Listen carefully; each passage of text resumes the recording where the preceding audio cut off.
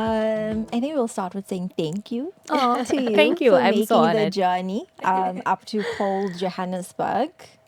Yes. Winter does not Yeah. exist in Durban. No. It's chilly in the mornings, but I think that's it. And then you Yes. get like a cold day. Correct. Like I wore my coat and I'm like, it's so nice to get dressed up with a coat. I feel like everybody in Durban, once it hits 20 degrees, like the KV jackets are out And the boots are boots. out. Yeah.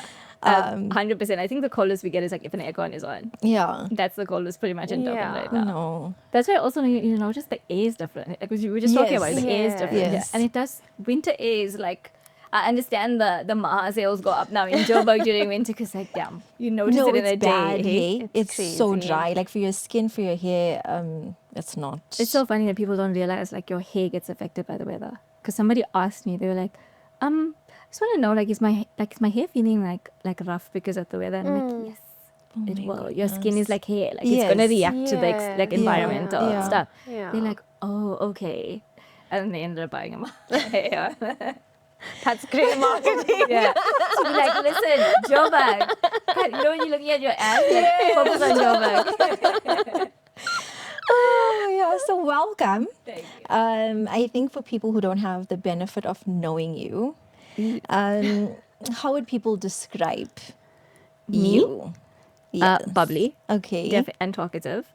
And I think now people will describe me as like, just like she's always got something going on. Okay. Like I've always got something going on. It's either kid, work, or like business. There's always something going on. So like if you see me, you always know like I've got something next week or I've got this, I've got that. But like the best way to describe me is like very bubbly, very happy-go-lucky, very positive. So like I always Okay. look on the brighter side of things. I'm like generally just like that. I think people would describe me. Are you good at planning then? Yes. So Okay. my actual job is I'm a program manager. Okay, So like that is wow. my, you know when they say like a job is meant for you? Yes. Yeah, meant for me. Cause So like, you like the Excel sheets and not different colors. even like it's the people organizing and like, yeah, Okay. you see? It's all that. It's the Gantt charts. It's all of Okay, that. Yeah. okay. 100%. Oh, what did you think life would look like at 30? Has it met your expectations? Are you bamboozled? So in all fairness, I always say this to my husband all the time, that 5 years ago, I never thought I'd be here. Okay. And like I'm always grateful for it because like in all honesty I never thought my life would look like this. I've always had a like I don't have a plan for myself kind of person. Okay. So I've never had the 5-year plan or by 30 I'll do this Right. or whatever. Going through like stuff at 8 like as a kid kind of I was like I don't want to plan. All I want is a peaceful life. Like that has always been my intention. Okay. I want a happy peaceful life. Never been like by this age I want that or by that age I want that. Kind of let my like where I find myself guide where I'm going next, if that Right. makes sense. So like I can 100% say that like I've met everything I thought I would by my 30s. Yeah. Like I didn't have a plan. Like where we are now, I'm just like grateful that where you come from and where you are now is such growth. So never really had that. Wow. How do you balance that then with like not having a goal, like balancing the motivation side? Because I think for me, I don't necessarily think I want X, Y, and Z at 30, but there was always like, I don't know. You like want to a- do that. Yes. Yeah. So I think for me, like it was always knowing that like I've kind of, like as a kid, I was super motivated, like naturally. Okay. I've always been, like it comes up in my profile. It's like I'm always a self-motivated person. Okay. So like that discipline has always been in me. Right. But I'm never that person that like, if by this age I don't have this, I've failed. Right. I'm more like, it'll come in time, it will Okay. get there, and like I'm working towards it. Okay. If that makes sense. Yes, So that's yes, my yes. self-motivation of like, Okay. like I always, and I think when Maha started, I initially was comparing myself to other brands. Because like, like other brands are so much bigger and then I was like, but I'm in a different place to them at their current lives. Yes. I still have a whole job behind all of this. These people are doing it as a full-time job. And I think having a partner that's very balancing makes it easier for me. Okay. Because he's more like, no, you'll get there. Like just not now. So like don't put yourself under that pressure to get where they are just because you see them achieving it. So that has helped me a lot. I think having that person balance you a lot helps me a lot. Yeah. But the self-motivation is just, I think maybe I'm just born with it. Because like my mom always says, like I was that kid in school as well. Like I just pushed myself. Okay. Like So there was no one- peer pressure or no like It was, parents inter- pressurizing My parents you. were always like, calm down, like, Okay. relax, you know, Okay. like, it's okay. Whereas I'm like, no, I need to do this and I need to do it now. But like, there's no, like, no one's telling me, like, even as a kid, my mom was like, I was always telling you to calm down, you know, like, it's okay. I want you to be first in class, you know. Right. Oh no, I'm second. I can't be second. Next Oh, year I have to wow. be first. But I think it's just my Personality. Do you have siblings? I have a sibling. He passed away when I was 18. So that is where okay. the I don't have a plan comes from. Right. Because I was like, I had a plan when I was a kid. Right. And then life happened. Okay. And then you kind of get disheveled. Right. And then everything else after that becomes like, okay, I had the plan. I want to Right. get back into the plan, but I don't want to do it by a certain age. Right. Because you don't know if you're going to actually get to that age. Right. So I'd rather try and achieve it now. Kind of with my MBA, I was like, I'll do it when I'm 30. And then at like 27, I was like, why am I waiting for when I'm 30? Like, I have the ability, I have the funds, I can do it now. And I just did it. I'm so sorry. No, it's about your okay. brother. It's life. It Yeah. happens. Yeah. There's so many people that have experienced loss. Yes. Taught me lessons that have made me who I am, but I think it's not, I like to say that I'm not because of, I'm in spite of, if that makes Okay. sense. You know, like Yes. a lot of people it becomes their life and everything they do becomes because of that loss. For me, it's more like it's happened to me. It's given me motivation. I know he's still there somewhere in the cracks. I see it in my son, you know? So like, it's how life is. Everyone went through it during COVID. I'm sure somebody lost somebody that they know during COVID. But it's the way you kind of choose to deal with it. True. And I think your whole life, like outlook and perspective shifts Changes a lot. so much. It Because does. it's almost like you think to yourself, okay, I'm chasing all of these things, but for what? Because at the end of it, like you are literally leaving with nothing 100%. except the impact you've made as a person on other people, and you know the legacy that you leave behind. So like, what are you actually chasing? Exactly. If So- not your own happiness? So like that's how my like purpose around Maha is no longer like it's not profit driven. Right. You know, like when I speak to people, they don't realize that like Maha is not like a funded business. You know, Right. it's not like a investor funded business. It's everything I've put in it is everything that I've tried. It's everything that comes in goes, you know, comes out goes back in, because I care about the purpose it leaves for people. And like it comes a lot of like, I know the legacy my brother left, and like people still speak about him being that guy that made people feel good. Yes. And like I live with that. Like I like to make people feel Yeah. good. So when I hear people speak about, oh my God, like you don't realize, like it gave me confidence, it made me feel better, like I started looking people in the eye, that actually is like, I'm living a part of him that like, and it just came naturally. Like, you know, like my son is like that. Just makes people happy. You know, he's a bubbly, he's a happy-go-lucky scamp, happy-go-lucky guy. He's gonna watch this back one Yeah, day. what? Listen, he's a scamp. He's gonna know he's a scamp. And he has that, you know, like kind of makes people happy. And I think that's more where I've kind of moved into Right. the grief process, because like Okay. you don't get over it, right? Right. Yeah. You find ways to live with it and like to make it carry it on. You were like watching Lion King the other day, and it's like they live in you. So like parts of them that like you take from them is Right. what I'm trying to take into life. Well, Yeah. that's very inspiring, and thank you for sharing that with us. I think it's definitely not easy to speak about loss. I think yeah. we've had our fair share, and I think we resonate with so many Yeah. of your sentiments about having impact rather than profit, because it's all our like the purpose. And I feel like once people see that, you attract your tribe. Yeah, right? 100%. And naturally, like success will follow. I don't, like I'm saying, it's more my like, I like to make people feel good. So like for me, Yes. it's more like, I don't know if Maha's going to go on forever, you know, but I hope that it's a legacy. Like that it's like, you know, there's days where you feel like, I can't do this. Like, I can't do this. And then you're like, shame, but that person's waiting for the repeat order. So I know they're sitting on like that much, you know, and then it kind of makes you wake up and help Right, people. right. And like, I hope it's successful. Has been, God grace, it has been a successful place for me. And it's also been a place where like has grown with me. So 100%, I think that purpose leads to your success. And you know, as kids, you always tell like, follow your heart and like Yes. success will follow. Yes. I'm hoping that's where, you know, I have a struggle. And I think as an Indian girl who's an overachiever, you struggle with being like, I'm successful, because what does that mean? Yeah. To everyone, it's kind of different. Different. Different. money is not always success, Yes, right? Like you can have yes. all the money in the world and still be unhappy. Correct. So how Yeah. would you define success? To me, like I said, peaceful life. Okay. Like helping people, like inspiring people. I work, I'm in leadership, so I like Yes. helping people grow. Okay. And then you'd see that in Maha, I like helping people. And like just having a happy life. Like I don't see it as like the best car, the best house. Because like that can be taken away. Like you don't leave it behind, right? But the like you said, the way you make people feel is what you leave behind. And I think that for me is more success.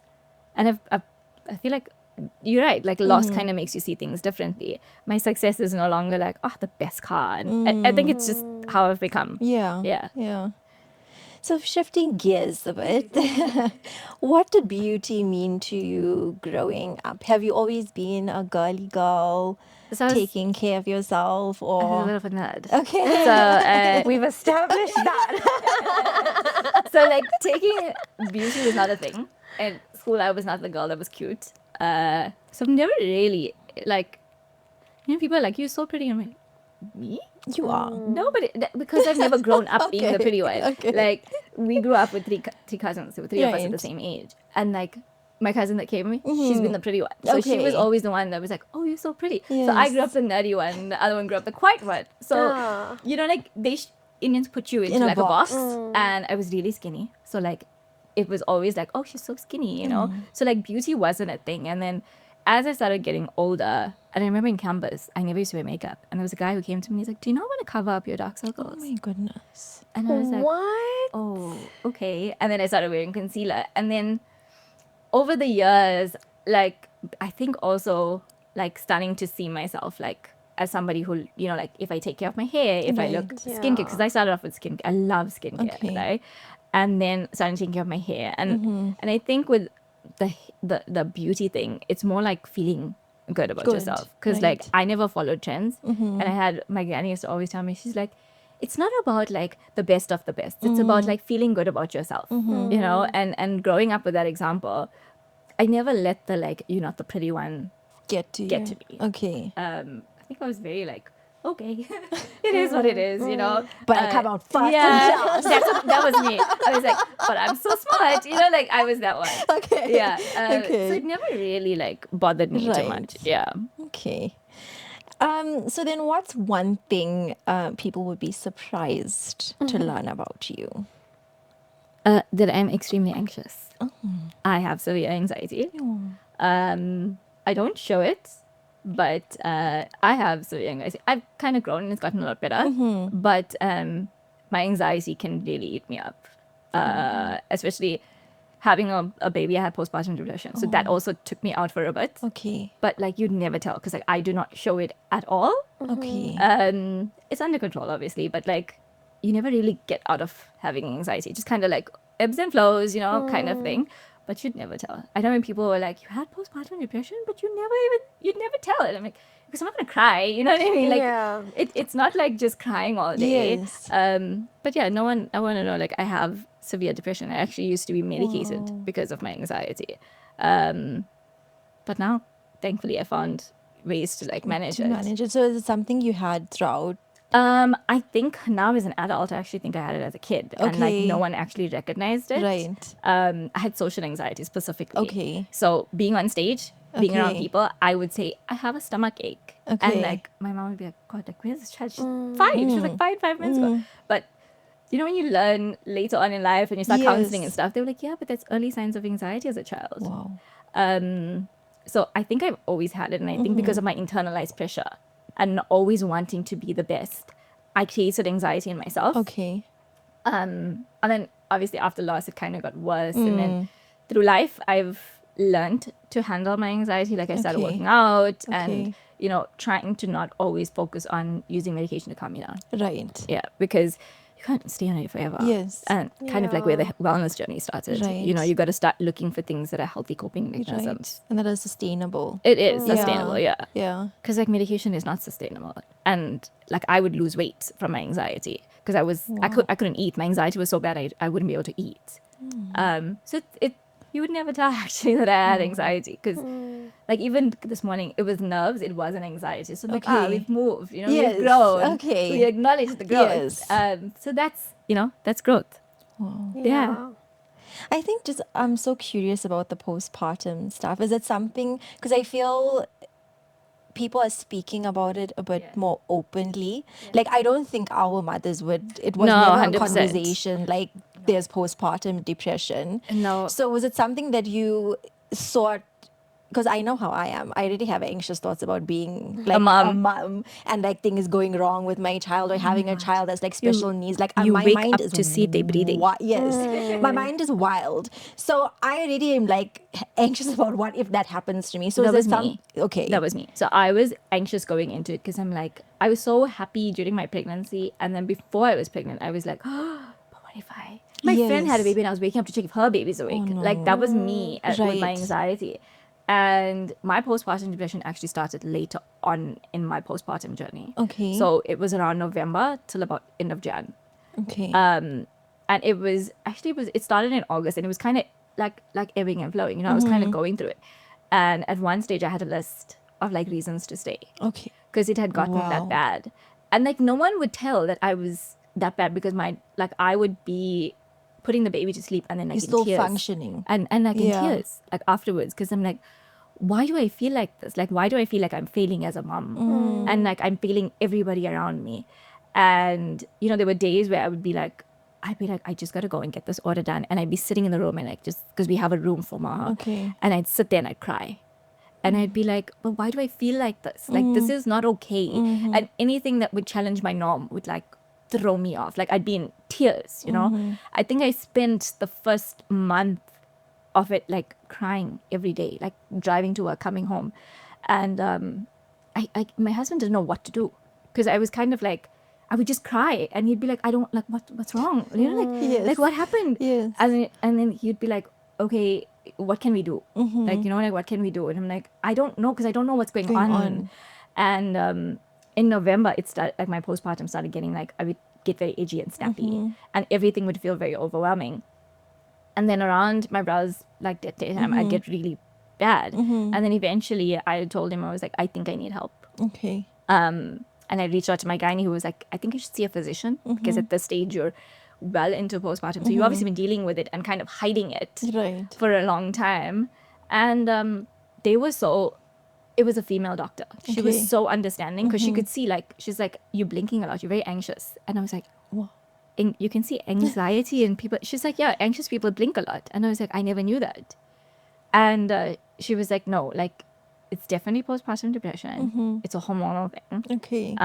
You need to sort your hormones out. So she had like started helping with the hormone stuff. She put me on a short dose of like antidepressants. Okay. And she was like, you also stop breastfeeding. That can contribute to postpartum depression. Wow. And I never knew that. Yeah, yeah. I never knew that. Because she's like, your hormones dip a lot Okay. once you stop breastfeeding.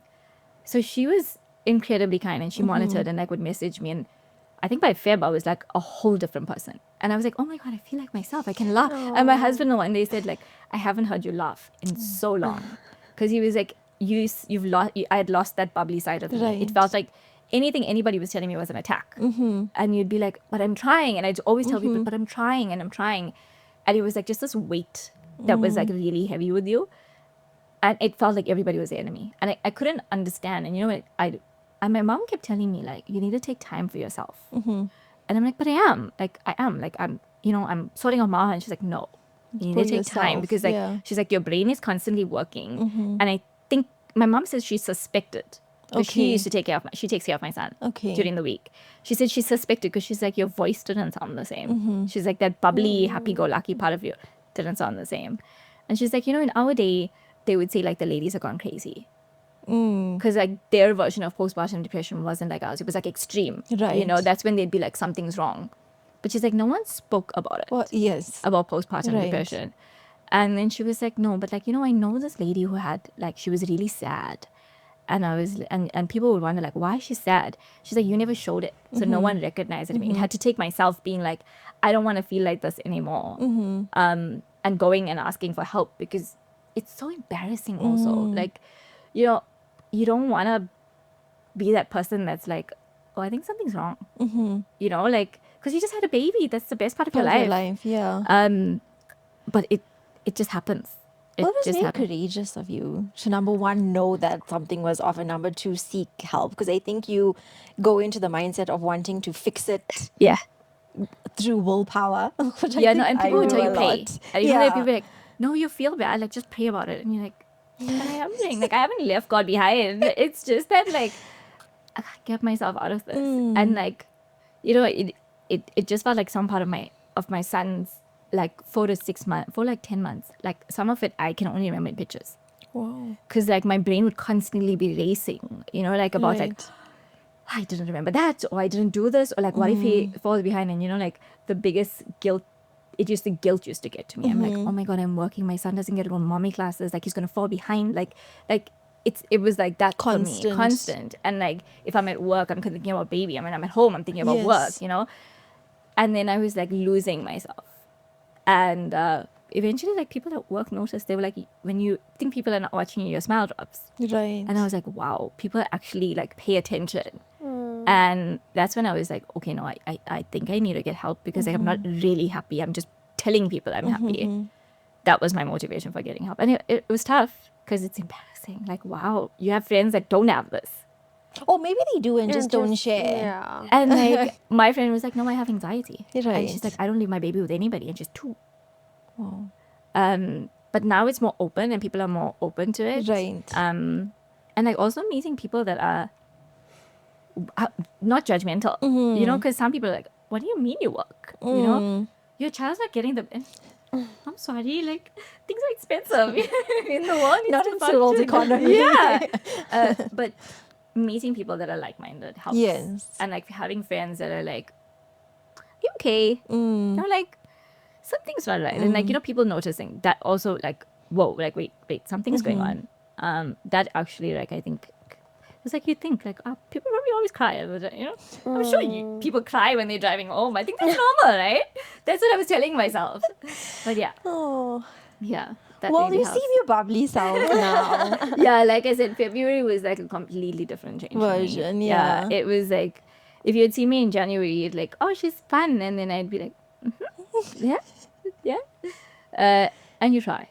I mean, for your kid as well. Like you don't want to be that person. Yeah. So yeah. Well, thank you for sharing with us.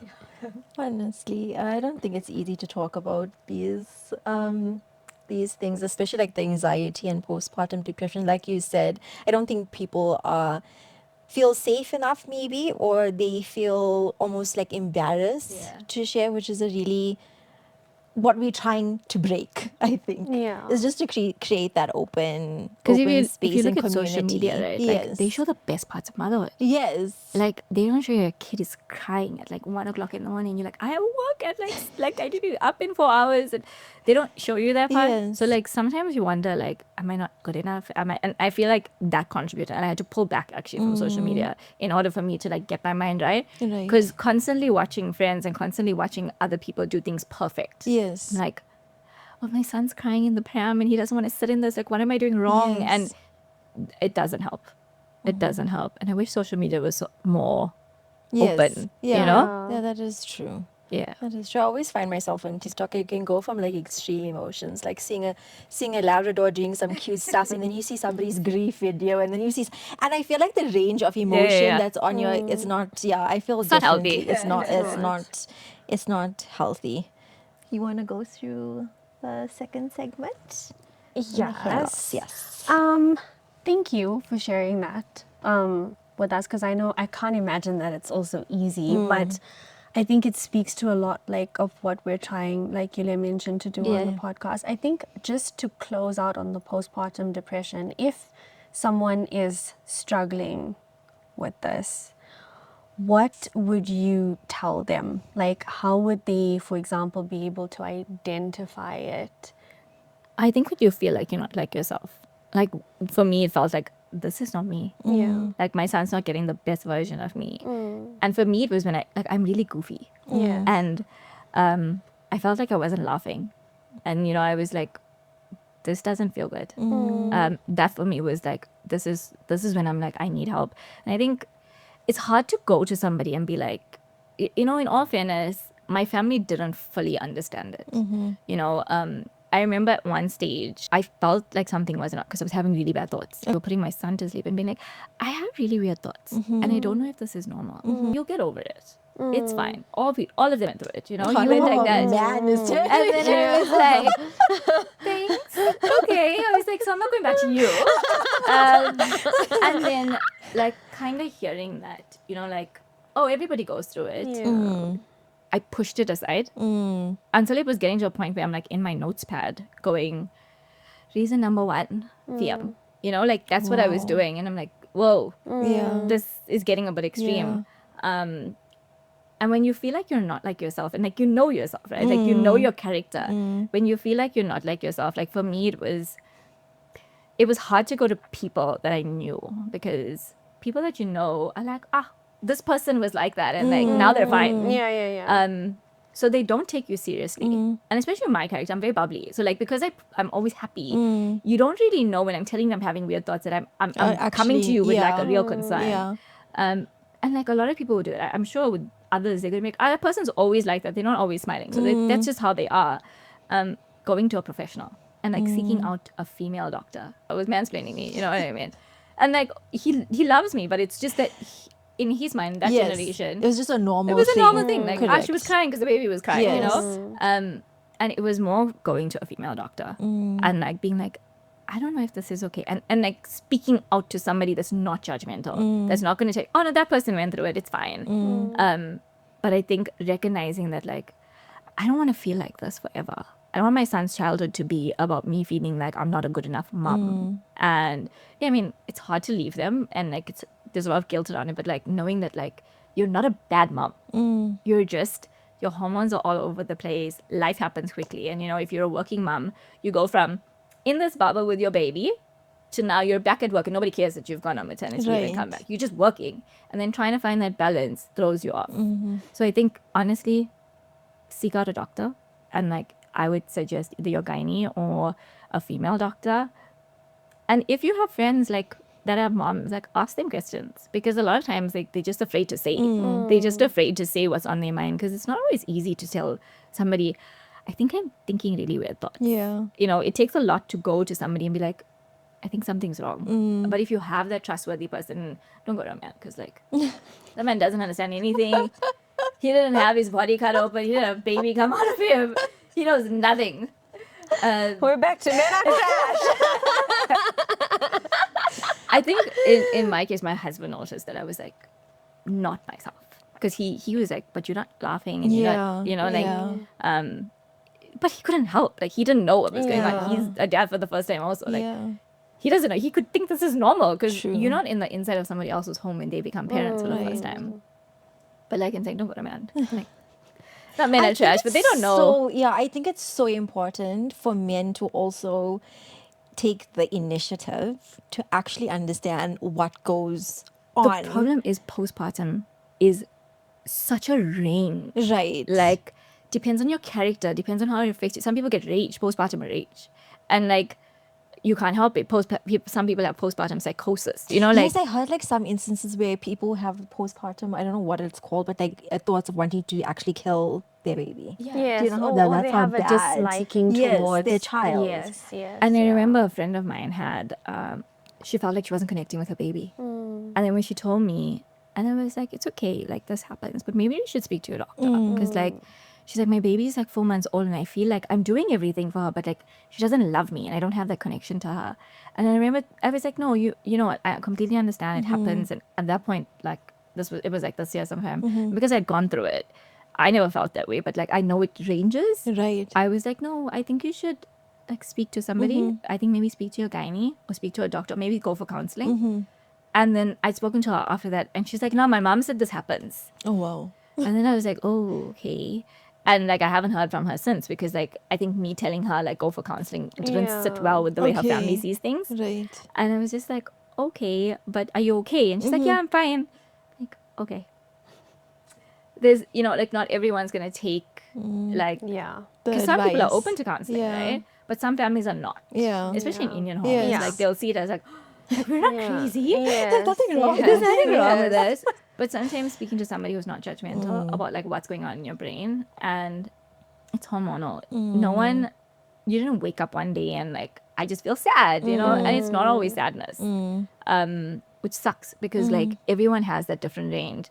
Like it took my husband forever to be like, wait, it's postpartum depression? Because he was just like, maybe you have the baby blues. Like, I can't have the baby blues for 6 months. You know what I mean? Like, this doesn't work like this. But now we can talk about it, and he's like, he recognizes it in people. So when he sees other new moms, he'll always be like, no, if you need help, like, you must speak to your doctor. Like, now he's like the ambassador for, you know, postpartum depression. Because, you know, like, Theshanya had it really rough. And, like, you wouldn't even know. Like, you know, the way he says it, it's like he's learnt it, and I think it's taken experience to kind of be there and through everything, right? You only once you experience it, you know what it's like. But it's cute when he's just like, no, if you're not feeling okay, you know, you must just like speak to your doctor because your doctor will understand. Because when I spoke to my doctor, he understood, you know.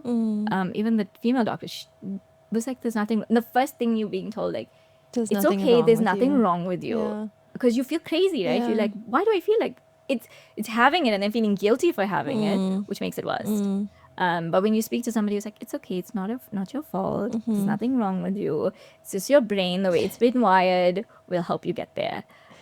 Like with any like mental health stuff, you need somebody to not be judgmental. So yeah, I think that's how. But I think that's the beauty of it. It's like sharing the experience then opens up people to talk to other people about it. And you're like, oh, you're also going through that. And then you start to create that community of like openness and communication. I think with Maha, I've seen it a lot. So when we started Maha Mama, it was specifically for mums. Because with Ayurveda, you treat postpartum mums actually very sensitively. Yes. Because they say the energy in you is very hot and very heated. So you want to kind of cool the energy down and like treat them well. So when I actually was so surprised that like we had such a market with mums. And a few of them came to the event and they were talking and they were like, you know, we don't get away from our babies. And I was like, okay. And like that, you know, that's how having a baby is. You never get a chance away from them. But just sitting around that room and listening to them talk about their experiences. One had hair loss, one had pregnancy hair loss, one had postpartum hair loss, and like how it affects them as people also contributes to it. Because I feel like you've struggled a bit with like body dysmorphia after you have a baby, and that contributes to like the way you deal with things. But if you're not talking to people, when do you actually get to say to your friend like, I feel ugly in this, and like she's seeing you for who you are. She's not seeing you for how you're seeing yourself anymore. She's like, no, you don't. Like, you don't look like that, you know. But it's talking about it. You realize that she's gone through the same thing a year ago when she had her baby, and it's very hard. I feel like when people don't talk about it, and you don't find the right space or the safe space to talk about it, because not every room is open to that idea. Like, you know, I said counseling, and they were like, no, my mom said this is normal, and now I don't know how to broach the conversation with her, you know, like, are you okay? Because she could be like, this is offensive for you to ask me that. So it's not every room is safe enough to go to. And it's creating that space. And for me, it's a community. Like, we have a tribe. We call them a tribe. And now I'm like, maybe we need a mama tribe. Because, you know, like, all of these moms have so much in common. But because they're all working moms or like stay-at-home moms, you don't actually reach out to people that have common. Because in your friend group, not everyone has a kid right now. You know, in your home, in your family, not everyone has a kid. Not everyone has the same experience. But sometimes when you meet strangers, they might have a common experience that like you can relate to. And with having that event, I realized like, wow, like people actually want to connect and just have conversations with people who have likeness, you know. And Maha created that space, which to me is like the greatest love. You know, like wow, like I was like, I remember standing outside and watching them and being like, oh my God, this is amazing. And I was like, I feel so proud of myself because like I made people feel good. Like I made people feel, because one lady was talking about she has hair loss here, one was talking about her ponytail is thinning, and then the one was telling her, the other one like, no, I was a mom and then I transitioned, and like, not, like, you know, like those kind of conversations of, this is what I went through, and like it's gonna be okay. Like, you know, but one was a mom that was postpartum about 5 months, and that's kind of like 4 to 5 months where your hair peaks in hair loss, postpartum hair loss. Like it falls on in chunks. And the other mom was about 10 months postpartum, and she was like, no, let me show the pictures that I had of my hair loss. And she's like, just keep on it, and then when you're ready and done with your breastfeeding, you can move on to the hair, a normal one, and it helps so much. And you just gotta be persistent. But they're talking to each other. Like, I'm not in this conversation. And I was like, you guys don't know each other at all, you know? But it's such a good feeling like you've connected people that like can help each other. Yeah. And they actually, I think, ended up exchanging numbers because they're like, we're not far from each other. We should join a mommy's group or go for lunch and take the kids. But it's nice, right? To have that community, like people can talk to each other. I also think it's easier with strangers. Because I feel that layer of judgment, like you don't mind divulging as much because you in your head you're like, oh, you're probably never going to see them again, or like they don't really know the backstory. So I do feel like it's easier to like say a bit more. Do you also not feel like maybe in stages in life, like everyone might not be like around your like your group, right? Your circle, your inner circle. Everyone's not at the same stage of life. That's so like you true. might be talking about somebody has no idea what you're talking about. Yeah. Like you could be talking about your wedding. This other person is still dating, and they're like, "What do you mean your wedding's the focus of the year?" You know what I mean? So I feel like it's just finding that lightness of like people, and I think in all aspects of life, like you're not going to always be able to relate to everyone in your friend group. That's true. This is my fan group here. This one person. For me, I'm like, my friend group is becoming my husband and my son. Like, you know, like this is getting concerning. You know what I mean? Oh gosh. On the hair loss journey, when did you start like noticing that something was changing with your hair? I was in the shower, and I still remember we used to live in our other house at the time. My hair was falling out in chunks in the shower. And like chunks, like, you know, you're looking at the floor and it was a white floor. And it was like just falling out. And I'm like, okay, this is going to stop now because, you know, like, hair loss is kind of normal. And it was like, it was just falling out. And I was like, okay. And then I actually got out of the shower, like still wet, went around the mirror. We had this huge mirror. And I stood in front of it and I'm like looking at my hair. And I'm like, oh my God, am I balding? And I called my husband, I'm like, oh my God, can you see if I'm balding? Do I have patches? Because like it was falling out that much. And he was like, no, there's no patches. And he's like, maybe you got an iron deficiency. You know, like it happens. And then I was like, no, but it's falling out a lot. And then I started noticing my hairline and I used to wear a ponytail a lot. So like I noticed like here was very sparse. And then I'm like, that's why my forehead looks so big. And then he was like, no, okay, we'll take you to a derm. And he's in aesthetics. Like he's in aesthetics. So he was like, let's go to a derm. And the derm was like, no, like you are having hair loss. And I'm like, okay, but why? And then we went back and we were like, oh, okay, it's because of COVID. Yes. And there was no actual understanding of COVID hair loss because it was like a year before, you know, that I had COVID. But according to them, it was post-traumatic stress that created it in your body. Okay. So a lot of people, like I was not the only person that had this. My hair fell out in chunks and it did not stop. It just was falling out and my ponytail was getting really, really thin. And I have naturally curly hair. So I started leaving my hair curly. Because I'm like, if I leave my hair curly, it's going to look fuller. Right. But then it started looking really straggly and like, you know, like unhealthy. Right. And I didn't know what to do. I didn't know what to do. And it's an uncomfortable feeling. Because then every time you talk to somebody, you think they're looking at your hair. You know, like, Yeah. you're like, oh my God, somebody looking at me. Like, that's what it became. Oh my gosh.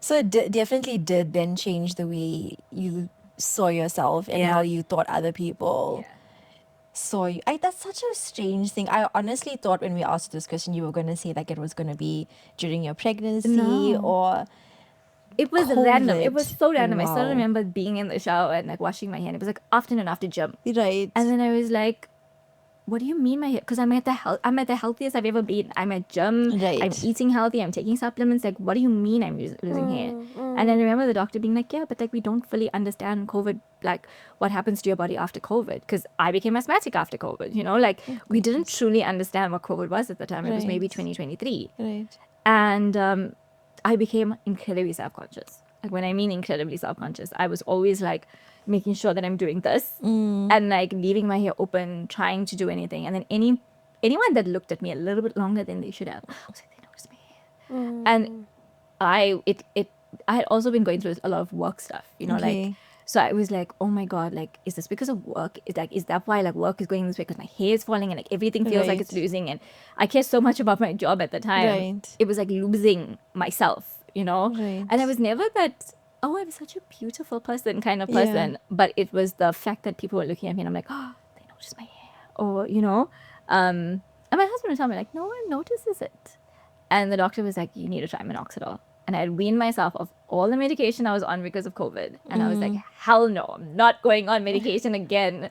Like, I cannot do this. Like, and with minoxidil and finasteride, you've got to be on it for as long as you need your hair to grow. So the Okay. second you stop, your hair will revert to whatever it was going through. Oh my goodness. Okay. And I was like, okay, but if I want to have a kid, what's the chances? And like, you got to get off it 6 months before. And then you got to start that whole wellness journey again. Okay. And my husband and I were married for about 2 years at the time. Right. So I'm like, at some point I want to have kids. Yeah. So it means that I've got to start this whole process again of trying to get healthy and being, you know, at your optimum because you can get pregnant.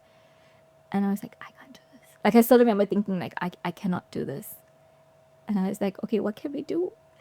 And because no one understood, you know, like, where do you turn to? Because, like, if nobody understood what was causing the hair loss, Right. where do you turn to? Right. And, like, my cousin, the one that came with me, my nanny used to oil our hair Okay. when we used to have sleepovers. Because Okay. my nanny used to live with them. And she used to oil our hair and she used to plait our hair. So I remember she used to have a little container of, like, I think it was coconut oil and, like, curry leaf. No. And I remember, like, she used to always, like, oil our hair and put it in braids. And I have her hair like hers. Okay. It's very frizzy and things like that. And I used to always be like, oh, my hair feels so nice after she oils it. Because, you know, your hair feels so good when you do it. Luxurious. Yeah. Yeah. And I was like, let me just try. And I remember phoning her one day and be like, Nani, what did you? Like, what, how did, what Yes, did, like, what what did you was it? put What in did you- what this? did you put in it? And then she was like, no, it was this and this and this. And I was like, okay, I'm going to try it. And then I, you know, kind of going through the work stuff, I needed an avenue to, like, kind of get myself to focus on something and not be sad about it. Okay. So I started research. Okay. And, like, with me and research, it's like, I can't do anything 50%. It has to Okay. be like 100%. So Right. now I'm reading medical journals, like, you know, in my spare time. Oh, wow. And understanding Ayurveda and, Right. like, understanding hair loss. And I am an engineer by Okay. degree. So, like, I was like, okay, let's take all of this. And, like, if I tell you every time I made this hair oil, I would be adding something in and balancing and being, let's see how this works and let's see Okay. how that works. And then understanding, like, formulas, because that's my background, you know, understanding how things balance out and making sure it works. And, you know, I remember in the beginning when we started, people were like, it's just this person is just mixing whatever they, you know, like a bunch of Right, oils. right. And I'm like, you don't realize the precision that went into it at a kitchen counter. Right. Like, I'd be there and my husband on a Sunday, don't come into the kitchen because it's going to be me just adding things and trying things out. And it literally just started like that. And I remember my best friend at work was like, your hair looks really nice. Because it was full. It was like, you know, it was, and I used to blow dry it. Okay. So she was like, oh my God, your hair looks really nice. And she's like, look at my hair. Like, it's always been nice. And she has really thin hair. Okay. And she's like, what's she doing with it? And I'm like, and she's like, what product are you using? I hope it's not expensive. I remember she told me, hope it's not expensive. Because I can't afford this, like this Yes. Keratas, you know, like all of these Yes. fancy name Yes. products. And I was like, no, I'm making the stuff my nanny used to make in my kitchen. And she's like, okay, give me some. And I didn't even have a bottle. I didn't even have, like, anything at the time. You know the old skincare, like, after serums? Yes. I used to keep them. Okay. The bottles. Because they're so pretty, right? Right. You know those Yeah. dropper bottles? Yes. So I gave her some from mine, like a dropper bottle. And she started using it, and she's got 2 boys. So, like, boys are not going to notice, right? She's got 8 sisters now. Wow. And her sister started noticing. Her sister started noticing. And they stole it from her. Okay. So she was like, I think you have something here. And I'm like, yeah, okay, that's nice. I remember we were talking in the kitchen. We weren't allowed to talk outside in the corridor. We were talking in the kitchen, and she goes, you have something. And I was like, yeah. Okay, all right. Like, I need to get back to my desk. I can get in trouble. She's like, no, I'm telling you have something. And then there was another lady in the kitchen that was listening to our conversation. I hate that people overhear your conversations. But she was listening to it, and she's like, can I try some? And I was like, okay. I was thinking to myself, like, we are going to go and get stuff now to go and make this one. And I phoned my husband, and I was like, I remember stepping on and being like, hey, can you get this and this for me? There's another lady that wants to try it. And I gave it to her in the medicine bottle, like how my nanny used to Okay. have. And at that time, it was a lot more solid because I hadn't gotten the formula quite correct. And I never asked her, but she started taking before and after pictures. Okay. So she was every time she washed her hair, she asked her daughters to take a picture. Okay. And she noticed the growth. Okay. And she came to me and she was like, look at my before and after. And I think it was our first ever review. Okay. She's like, look at my before and after. And when I looked at the before and after, it was like her hair had grown, it was healthy. Right. And I noticed that she'd started becoming a little more pep in her step, you know, Okay. at work. And she'd talk in meetings and Right. she started dressing because, like, that company didn't have uniform. She started dressing really nicely. And I Right. thought to myself the one day, she looks really cute. I never realized it was because her hair started looking better that she felt more confident. Right. And she was like, I feel like I love myself again when we were talking about it. And that's kind of where the motto came from, love yourself again. Like, love your hair, Okay. love yourself again. Right. Because she told me, like, I feel like I love myself. Like, look at my hair. And she'd flip it. I remember she did this. And I was like, okay. And it kind of grew from there. And it was more that like I could see what it did to people, and like I could feel it in myself. Like I was actually not feeling, and like now I was going through the work stuff was still continuing, but I didn't feel like self-conscious anymore. Okay. I was like, oh my god, somebody said my hair looks good. Like, the Okay. fact that somebody would notice, and I stopped tying it all the time, and like small things that you don't realize you're doing Right. because you're a little bit more confident. Right. I saw it in her because like I still remember she wore this cute little dress and it was almost summer, and I was like, oh my god, she looks so pretty. Like, like, and I'm the girl that will tell somebody, you look so Yes, pretty. So I was like, yes. you look so pretty. And then she was like, no, look at my hair. Like, it's making me feel. And then her daughter was using it because her daughter had severe dandruff Okay. and nothing could help her. So she told me, she's like, I hope you don't mind, but I tried it with my girls. And I was like, no, it's okay because there's nothing in it that's like harmful to them at this age. And she was like, no, but like her hair is so much better. Her dandruff has stopped. And that was like never an intention for Maha. It was just whatever it was. And at that time, it didn't have a name. And she's like, you really should try this and like get it to other people because it's really going to help them. And she's like, my daughter used to get bullied because she'd always have dandruff on her shoulders at school. And I thought to myself, like, oh my God. Like, I don't mean to. I was like, I'll make you another one. I remember thinking, I'll make you another one. And she's like, no, it's fine. I have enough. But I remember thinking, like, oh my God, if that helped her, how many more other people, could it help? Right. And that's literally how Mara started. It started like kind of on a mistake, if that makes Okay. sense. Because somebody overheard a conversation in the kitchen. And I always tell them, like, if it wasn't for you guys telling me or noticing my hair, it wouldn't have started. It would have just been me making oil in my kitchen for myself, And now it's like a full, I think we've had over like 2,000, 3,000 customers at this point. Wow. I'm like, how? But, it Yeah. happens. Word of mouth. So before you got into Dexter mode in your kitchen, what was like the time period? Okay, your hair's falling out. You obviously realize you don't want to go on medication again. Was there other things you tried before landing Yes. on the oil? So I had tried taking like all the supplements because I was Right. like, I'm not going to go on minoxidil. So like, Okay. they say iron, vitamin B, vitamin D, Right. like vitamin B12. And I remember thinking like every morning I was feeling like nauseous because you're Right. taking all of these supplements. Right. And I'd also tried a few cosmetic products, but I noticed they finished quickly before I could even notice anything. Okay. So I was like, this is not working for me. Is it working for anybody else? Because like, and I remember asking somebody, I'm like, you're using the same thing. Is it working for you? And I was using the hair loss, like, like all of these, you go into clicks and then you ask them like, which shampoo is Right. going to help you with your Right. hair? And they're like, no, try this and try that. And I remember thinking like, okay, but my hair's still falling. And like, it's still not growing. And you when your hair starts to grow, you'll always notice baby hairs. And like, I wasn't seeing anything. And it had been like months. I mean, I was tying things for 3 months.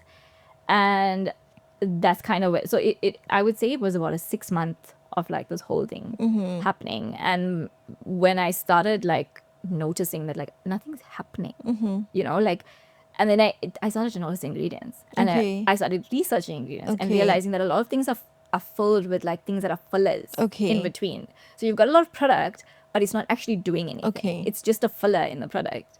So I was like, I'm done with this. Like I can't do this anymore. Like Nani has nice hair. You know what I mean? Like, let's try what Nani has. And my cousin has nice hair. And I'm like, she has the best hair. And she never stopped hair oiling. So, like, obviously, something is working, right? Yeah. And I still remember being like, oh, it's not going to hurt me, right? At this point, I've tried all of this stuff and they're expensive. Like, things are not cheap with hair loss products or like skincare products. So it's like, let's try it and see what happens. Wow. And I still remember there was no name or anything. It was just a little bottle in like the bathroom that I Yes. used to use. It used to be in our cupboard underneath. And I used to come from gym and I used to wash my hair about an hour after I cook. Put it on for a couple of hours, like an hour or so whenever I'm washing my hair before I go to sleep. And that was it. There was no like, I'm doing it this time, this day, because life is so unpredictable. You can't commit to it, And it just kind of started like that. And I started, putting things in it and getting it to where it is. But there was no like, I'm going to go out to do this, There was nothing of that sort. It just kind of fell into place on its own. Wow. Well, if it's meant to, it happens. Hey.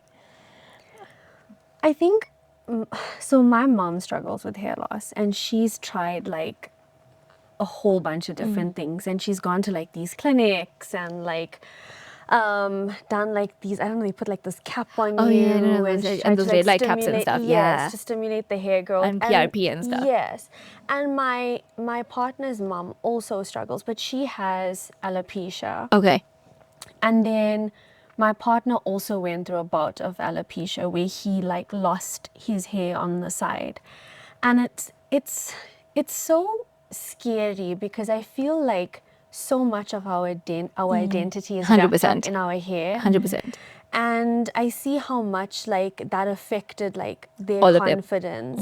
And my mom still, and now she's on minoxidil, so that's like how She I know. knows, Like yeah. all of them ended up on that at some point. And like I think the joy that she got from just seeing those babies, Little and she's like, oh sprouts. my gosh, look, Yeah, look, yeah, like I can see 100%. my hair's Yeah. growing. And they'll show everybody, Yes, right? yes, Like, yes, 100%, yeah. And she's like, oh, it's so weird, but I don't know how to style it. And now, like, you actually talking about it, I also, like, I'm like, oh, mom, but you look beautiful Yeah. still, like, you're fine. But hearing it from someone else, I can now resonate with how deeply it must have been affecting her. So I had a little bit of an identity crisis when I had it, because so my brother passed away of leukemia, but in a short bout of it, right? He was a very positive guy, just similar to me, very positive, very happy guy, even throughout his journey. But at some stage, his hair started falling. And I remember that was the only time I'd seen him kind of let it get to him, because I still have the memory of them shaving his hair out. And I remember him looking in the mirror and being like, oh my God, I look sick. And like that has stayed with me, because the guy, other than that, was like, I'm going to beat this. I'm going to be fine. Nothing's going to affect me. And then I realized like it affected his identity, because so much of like who you are, I mean, he was sick at this point, right? But like he didn't let it affect him as a person. But the fact that he had now lost his hair, he realized this is not who I am anymore, you know? And when I started losing my hair, it like immediately took me back to that, like, wait, am I not who I am anymore? Like I've never been the girl that had the most amazing hair, but at least my hair looked good. Like I was proud of my hair. I was confident in who I was. And like, you know, I've never had short hair. Like, do I go and cut my hair now? Like, what will I look? I look like a 12-year-old with short hair, you know? Like, it shifts you as a whole person. You never realize, even with men, you never realize how men associate their identity with their hair. Yeah. I see it with my husband, and he's like, can you see, like my dad's wall is my hairline receding?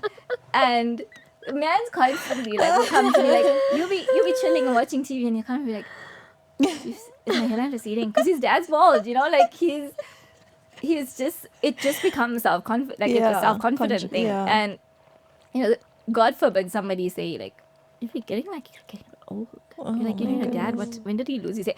God forbid, like this man has gone like a self-conscious crisis. He's not thinking about why he's here, you know. But you see it in people, and I think people don't talk about the hair loss as well. They'll never say like, I'm losing hair, or you know, and when you get the messages sometimes, and I run our social media very personally, like sometimes people get messages from me at like 11 at night, because that's when you know life is starting to slow down. But when I speak to people and you listen to them, you know, they'll be like, I've tried this, I've tried that, I've tried this, nothing's worked yet. And you know, sometimes people want you to convince them, and I've never been the person that, I hate to say it, believes in like marketing from like a paid advert where like you get somebody to try it out for 3 weeks, and because Maha is not an overnight process. It's a lot of commitment, it's a lot of dedication. You have to use it for at least 6 weeks before you can see anything. Okay.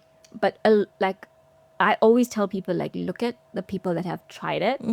That'll tell you, because like I don't want to convince you that it's worked. You'd rather hear it from somebody else, which is why we always see, like, you see on our social media, you'll always see reviews of real people. I don't like giving to somebody to be like, here, you try it, and then tell everybody what it's like, because it's not convincing, right? Because it's not an overnight thing. And even with hair growth, it takes 6 weeks to see anything, any change in it. And I had to understand the cycle, and that's why, you know, you align so much of like how you attract the people that you attract, because of the way you understand hair loss. And it's more than identity. There's a science behind it. You got to be able to like associate those. Right. And that is why like Maha is so personal to me, because like I care about it, and I care about the people. Like, And you've been through I've been through it. Yeah. And you know, a lot of the people, like, I always give them like special something, because like, I'm Right. like, oh no, I remember you had that order, and they'll message and be like, you remembered I've ordered 3 times, and I'm like, yeah, because like it's special, the fact that you trusted me and like you came back, and it's a blessing, and it's like honor to be part of people's journeys, because I know how it makes people feel. Like I felt like that, you know. I mean, imagine, you know, you hear ladies in their 60s being like, my hair's thinning because of age.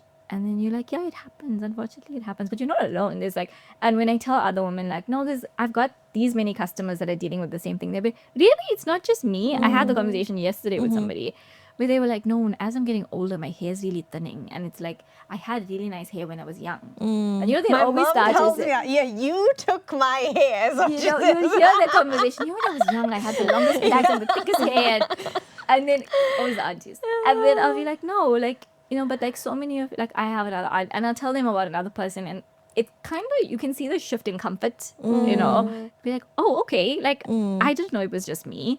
So I think it's that feeling of feeling like you're not alone in it. Right. And you know, when you go to a derm and things like that, it's so clinical when they deal with it, and you just think, oh no, tomorrow my hair's gonna grow back. Right. But nobody tells you it's a process. So yeah, I completely relate to your mom, and you know, I feel like I've had so many aunties like your mom reach out to me, and they'll tell me the same story about their plait and their long hair, and you know, they have the thickest hair, and I always listen because I know sometimes we just want somebody to listen to them. Yeah. Because your family's heard you say like, oh no, my hair's falling, and they're like, okay, you know. Yeah. So I always listen because it matters. Somebody's just listening to something. Then when I'll tell them like, I'm this age and I've had so much of hair loss already, so you're not alone. And imagine me, like you at least had thick hair at my age, you know. So yeah, it's just being able to like build that connection and that purpose and relationship with people. But your mom should try it. Definitely, yeah. I think we're going to walk through, because you brought us these Goodies. beautiful goodies. I have to ask, because I am the Excel pedantic one that like over plans. What made you choose this color for your branding? I liked the color. Is it? Yeah. Also, blueness is associated with calmness. The color blue is associated with calm. I think on the bottom is easier. I see the bottom. Yeah. We're just going to get into it. Yeah, so blue is associated with calmness. And I think for me, it was just, I love the color. It's so rich, right? And it's so, like, if you It's look at royal, the like royalty, yes, yeah. I love the color. Yeah. So you open from wow. the bottom. So I think I put instructions as well for you guys, so you'll know.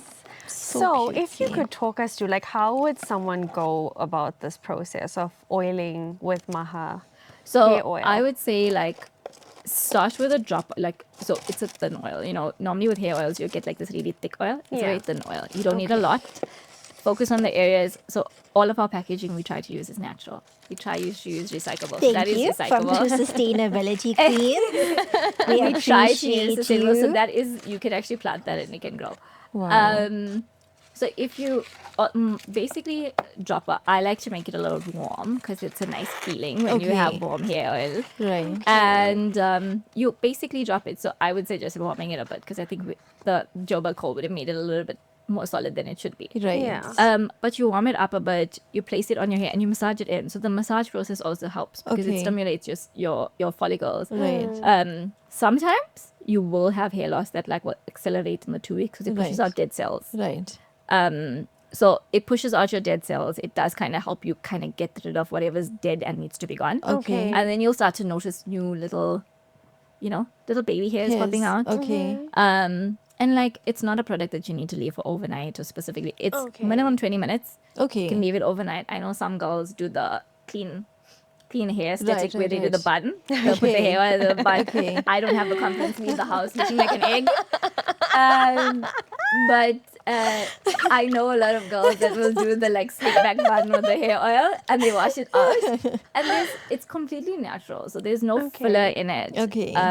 So you're not going to have like a reaction to it. Unless you have like a nut allergy, I would caution you to test it first. Okay. Okay. But other than that, it's a very simple process. It's just twice a week if you can, once a week. But my favorite part is your hair feels so nice afterwards. It's so soft afterwards. And like you don't have to focus just on the ends. You can, like hair growth starts at your follicle. So Yes. like it's a lot about your scalp health as well. Okay. So twice a week, just a dropper or two because it's Right. very thin. You don't need a lot. And it'll definitely help you. I've seen it help so many people. So what are the key ingredients in it? So we've got rosemary. Okay. I know rosemary is very popular. Right. However, there is a topical amount that your skin can absorb unless it becomes detrimental. Okay. So I know a lot of people use other products that have rosemary and then they don't see it because it's not meant for your scalp. Your scalp isn't meant to contain that amount. So it's a very Right. balanced formula. It's got rosemary, it's got jasmine in it. So jasmine is our Smells really heritage. nice. And it's got methi, so fenugreek. Okay. I can, That the spots, smell. right? Yeah. So that is actually for your protein because your hair needs protein to grow. Okay. So that's what I'm saying. Very Ayurvedic, but also very scientific behind it. Right. And understanding it. So the grip and the is because when you oil your Yes. hair, right, you need to have something that's like keeps it up. Oh, I love this. So cute. I have a brought you two. butterfly. We have a ones. blue grip and I have a So butterfly. scrunchies, scrunchie. satin scrunchies Right. actually help your hair so they don't break. okay. Especially in Joburg, you guys have like your hair gets dry, so like Yes, your hair can yes. break because of the cold.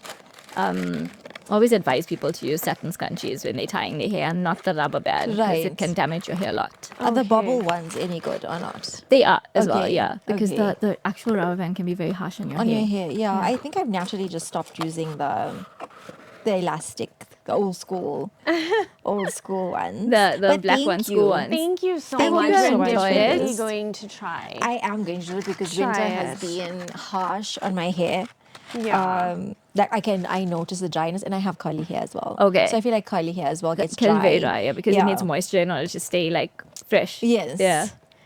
And so I think we're going to end on a lighter note, right? On Yeah. our myth-busting questions and then the Yes. rapid fire. Yes. So Pri's going to start with the myth-busting. Does cutting your hair make it grow faster? So the reason is because your hair grows from your scalp. Like, what does it have to do with the ends of your hair? You know? I love when people tell me that, like, cut your hair, it's gonna grow faster. But it grows from your scalp. What is it? That's BS. Yeah, You that heard is- it. Like, wow. Can stress really cause hair loss? Yes. Okay. So we can. Because it does a physiological stuff to your Right. body. Your body reacts with those kind of Right. things. So you'll notice breakouts. But the thing about that, it's called this word is really long, but there is a stress-related hair loss. Okay. It will not happen at the time. Right. It will happen about 6 weeks later because your body only reacts Oh, to wow. it then. So yeah, Okay. it does. It can. Okay. And then you mentioned like being in the shower and seeing like the clumps of hair, but like how much hair loss is considered normal? Because like when I'm in the shower and Yeah, I'm mine washing my hair, falls. mine You will falls, have- and I'm like, sometimes I'm just like, whoa, is Yeah, this? so if you're doing that's a lot of that's hair loss. Okay, Yeah. okay. So I would say like you should lose about, I think it's called 15 to 30 strands to 50 strands a day, right? Okay. You don't notice it, but you Right. will lose hair. But if you're in the shower and we're seeing it every time, that is Okay. considered hair loss. You need to be careful of, like how you're handling your hair from there. Okay. But if you're doing it like and you haven't brushed your hair every day, like me, I don't brush my hair every day. I hate brushing my hair. And you're seeing it, that's because it's accumulated. Your hair that's Okay. needed to fall out has Right. accumulated, and that is why you're seeing it in the shower. But if you're seeing it after you're brushing your hair every day, then you need to wash it. Because remember, your hair's, it kind of goes into a cycle where now it's just losing a lot more at the time. Right. So your dead cells are coming faster and a lot more. Okay. Okay. Are expensive products always better? No, Okay. not at all. Okay. Not at all. I'm a frugal girl, yeah. What are some of the most common mistakes people make when it comes to their hair? I think the tight bun and the pullback ponytail, the trend that's going around, it's so bad for your hairline. Please stop doing it. Because it actually pulls your hair back and it Right. pulls your hair out. Oh, wow. That's what, you'll notice now a lot of girls are like struggling with their hairline Right. because the ponytail is so tight that it's pulling your hair out and it's damaging your follicles. So please stop doing that. Okay. You had it. What's the biggest misconception about hair growth? That it needs to happen immediately.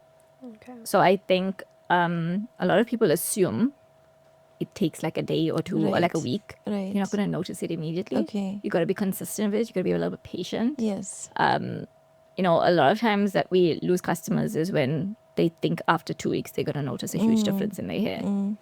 Hair takes long to grow. It's a process. I always tell people to stay on it for at least a month before Okay. you can notice a difference.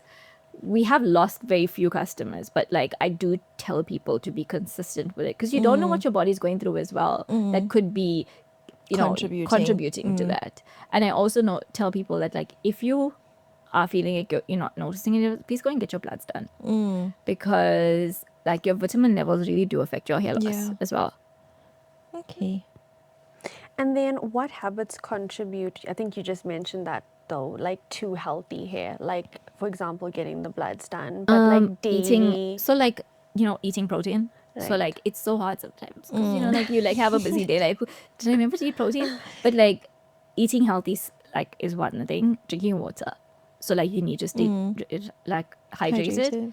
And in terms of like the way that recognizing when something's different with your hair, like you need to notice, like can't leave it till like, oh wait, my hair doesn't feel right, and then it's almost like at this point, and then now everybody wants to do something. But like recognizing when something is going on, and I would say definitely eating healthy. I mean, it's hard to eat healthy all the time, but making sure you have protein in, Okay. and also trying to eat your healthy fats, and also drink your water. Drink your water and mind your business. Yeah. Okay, cool. I think the rapid fire, we're going to try to keep it as Short and sweet. Yes. Yeah. yes. Silk pillowcase, worth it or overhyped? No, so definitely worth it. Okay. Hair oil before washing, yes or no? No. Okay. Oh yes, sorry. I take that back. Yes. So definitely not. No, you have to oil before you wash. Okay. Yeah. Okay. One hair care myth you wish would disappear. That rosemary helps all hair loss. Okay. Yeah. Your go-to hairstyle. This. I currently have go to. The most underrated hair care habit. Brushing your hair. Okay. Yeah. I need to learn that. Me too. I'm saying it and I don't practice it. Heat styling every day, yay or nay? No, nay. Okay. Nay. You have to give your hair room to breathe. Yeah. I think I do that. I think I'm better at it, yeah. Yeah. I am better Yeah. at it. One hair care ingredient everyone should know about. Trying to think. Almond oil? Okay. Yeah. Hair goal icons. Kim Kardashian used to have the best hair, but like the OG 2000s Kim Right. Kardashian. Yeah, Okay. Yeah, definitely her. Haven't really noticed people that like. I know a few people generally like the South African influencers. Naliani, beautiful Yes. hair. Yes, she does. Actually. She started with Maha in the Okay. OG days. And one of our biggest supporters. Definitely her. Beautiful hair. And like luxurious hair, like. So not many people I notice. I'm starting to notice people with curly hair now. Okay. Because like I'm trying to join that journey. Yes. Curly girl. It's lot not harder. easy. It's a lot harder. It's Yeah. not easy. Biggest hair mistake you've ever made. This is gonna sound so weird. When I was 12, I made my auntie come before school pictures and cut my hair. But I have really frizzy hair Okay. because no one knew how to style curly hair when Right. you're Indian, Right, right. I look like a mushroom because my hair was really like frizzy and like I threw the picture away. I'll never ever cut my hair like that again. But it was just, I still remember I made her come and cut it in the morning before the pictures and it looked so bad. The morning off. Wow. Okay. Yeah, I was very bold, I think. And the last one word that describes your brand. Connection. Okay. Yeah. I think we got that love through the that, conversation. There's actually one more thing I want to ask you before we end is for the girls with curly hair, like how do you think they should manage it? Because like I have like curly to wavy hair. Yulia has curly hair, you just mentioned, but I feel like my go-to is not to keep my hair Curly. Yeah, I'm just like, oh my gosh, I can't. Or I feel like it looks too untamed. No, so the reason that you feel like that is because curly hair needs moisture. Okay. So like when your curly hair is dry and it's not at the like level where you'll see it, it needs extra moisture compared to normal straight hair. yeah. So if your hair is going to be a bit, you won't even notice it really. But like if you don't kind of practice that like moisture adding to your hair, it creates that like frizz instead of a curl, if that makes sense. Like I try not to put heat on my hair. And I noticed that not putting heat on my hair, my curls have kind of come back a little bit natural. So for me, it's more adding moisture to your hair and then also adding moisture when your hair is a little bit wet and damp. You got to add something. So if it dries, because I don't know about you, but I let my curly hair dry naturally. Yes, yeah. Yeah.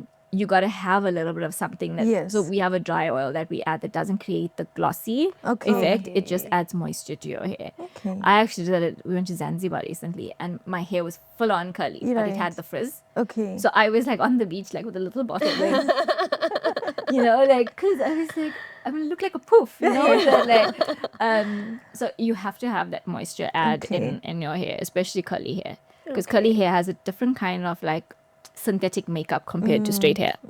Okay. And then if someone listening is struggling with confidence, whether from like hair loss or something else, what is one thing you would want them to remember? It's not your fault, and it's not you.